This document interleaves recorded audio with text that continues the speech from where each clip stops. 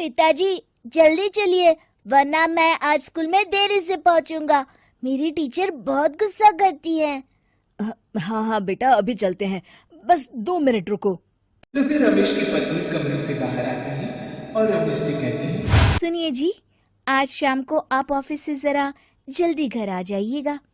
याद है ना, आज आपको मुझे शॉपिंग कराने के लिए लेकर जाना है। अरे भाग्यवान, इस महीने हाथ जरा तंग है। मेरी मानो तो शॉपिंग का विचार कुछ दिनों के लिए अपने दिमाग से निकाल ही दो। मैं तुम्हें अगले महीने पक्का शॉपिंग कराने ले जाऊंगा। अभी मुझे चलना चाहिए, वरना राजू को स्कूल पहुंचने में देर हो जाएगी। देखिए जी, अब आपके ये बहाने पुराने हो चुके हैं। मैं कुछ नहीं जानती। आज शाम को मुझे शॉपिंग करने जाना है, मतलब जाना है। आगे आपकी मर्जी। अच्छा ठीक है भाग्यवान, अब तुम पूरा घर सर पर मत उठाओ, मैं कुछ करता हूँ। इतना कहकर रमेश अपने बेटे राजू को लेकर वहां से चला जाता है। घर से निकलने के लिए रमेश जैसे ही अपनी मोटरसाइकिल शुरू करता है, तभी उसकी माँ उसे आवाज देकर कहती है, अरे रमेश, आज शाम को मुझे कुछ पैसे दे देना। याद है ना, मैंने तुझसे कहा था कि मुझे मंदिर में चढ़ावा चढ़ाना है। अरे माँ, मेरी तनख्वाह आने में अभी 10 दिन बचे हैं। अभी मेरे पास बिल्कुल पैसे नहीं है। हाँ, मेरी तनख्वाह मिलते ही मैं तुम्हें पैसे दे दूंगा। रमेश की माँ चिढ़कर कहती है, अरे तेरा दिमाग तो खराब नहीं हो गया? मैंने तेरे भरोसे मंदिर के पुजारी जी से वादा कर दिया है और तू कह रहा है कि पैसे नहीं है। अब मैं पुजारी जी को क्या जवाब दूंगी? तुझे तो मेरी इज्जत की भी कुछ परवाह नहीं है। अच्छा ठीक है माँ, अब तुम गुस्सा मत करो, मैं शाम तक कुछ इंतजाम करता हूँ। इतना कहकर रमेश वहां से चला जाता है। फिर दोपहर को जब रमेश अपने दफ्तर में बैठा होता है, तब उसे अपनी पत्नी और माँ की बातें याद आती हैं। रमेश अपने दफ्तर के एक साथी मोहन से कुछ रुपए उधार मांगता है। भाई मोहन, मेरा एक छोटा सा काम कर दो, मुझे कुछ रुपयों की सख्त जरूरत है।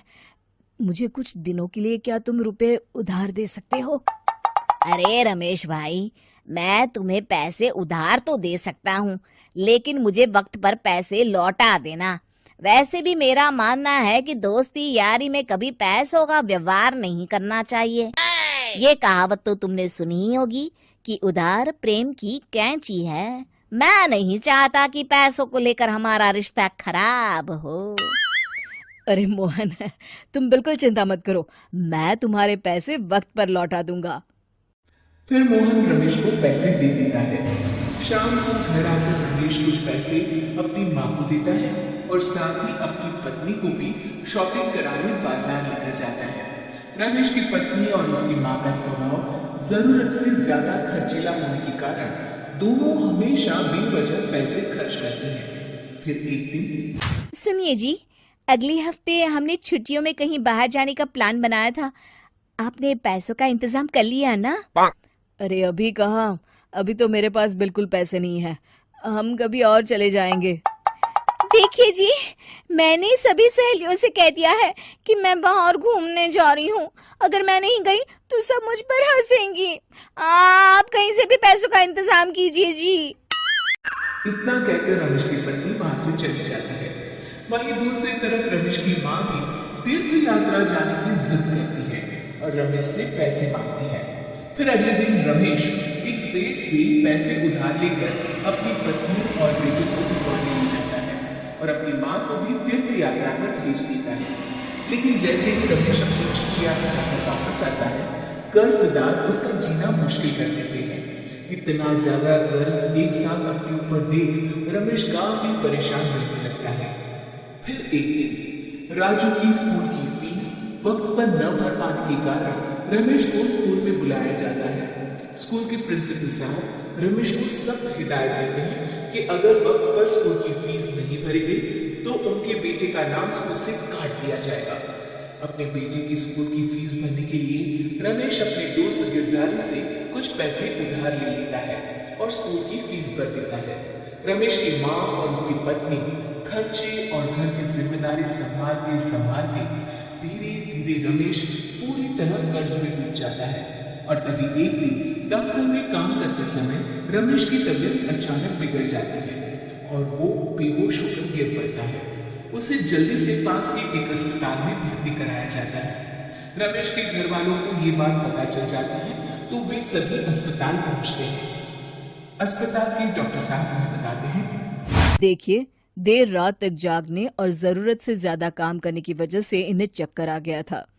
बेहतर यही होगा कि इन्हें कुछ दिनों के लिए पूरी तरह आराम करने दिया जाए।